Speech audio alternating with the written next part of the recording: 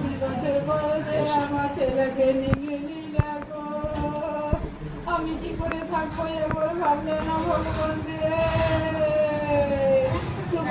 জম্মু কাশ্মীরে কর্তব্যরত অবস্থায় মৃত্যু হল বীরভূম জেলার মল্লারপুর থানার সোজ গ্রামের বাসিন্দা অগ্নিবীর অনুপম মণ্ডলের। এই মর্মান্তিক ঘটনায় গোটা এলাকা জুড়েই নেমে এসেছে শোকের ছায়া। পরিবার সূত্রে জানা গিয়েছে, বৃহস্পতিবার রাত প্রায় 8টা নাগাদ মায়ের সঙ্গে শেষবার ফোনে কথা বলেন অনুপম। পরিবারের দাবি, সেরকম তিনি স্বাভাবিকভাবেই কথা বলেছিলেন, কিন্তু তার কিছুক্ষণ পরে সেনাবাহিনীর তরফে বাড়ির নম্বরে ফোন করা হয়। তখন ঘুমিয়ে থাকায় সেই ফোন ধরতে পারেননি তার মা। শুক্রবার সকালে ফের সেনাবাহিনীর পক্ষ থেকে যোগাযোগ করা হলে জানানো হয় গুলিবিদ্ধ হয়েছেন অনুপম মণ্ডল এবং তাকে আর বাঁচানো সম্ভব হয়নি। কিভাবে এই ঘটনা ঘটল তা এখনো স্পষ্ট নয় বলে জানা গিয়েছে। ছেলের মৃত্যুর খবর পেয়ে ভেঙে পড়েছেন বাবা রামপ্রসাদ মণ্ডল এবং মা মল্লিকা মণ্ডল। শোকস্তব্ধ হয়ে পড়েছে গোটা পরিবার।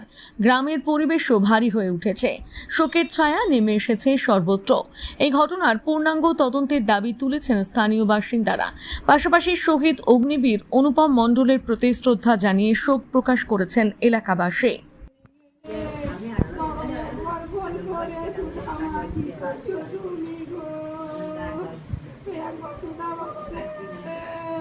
বাবা কালকে সারাদিন ফোন করিসনি, সারা রাত ফোন করিসনি, আজকে সকাল গেল রে বাবা। তুই যে 2-3 বার ফোন করতিস আমাকে রে,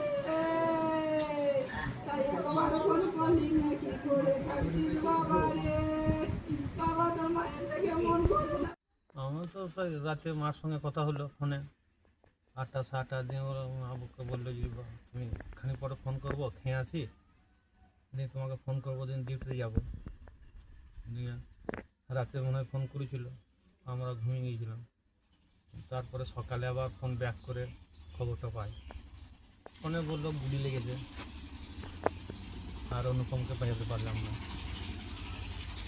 মেসমশাই অনুপমকে বাজাতে পারলাম না, তাই বল। কিন্তু পূর্ব বর্ধমান বাড়িও খুব পরিচিত বটে আমার, উনি মাঝে মাঝেই ফোন করে, মাসে 2বার করে।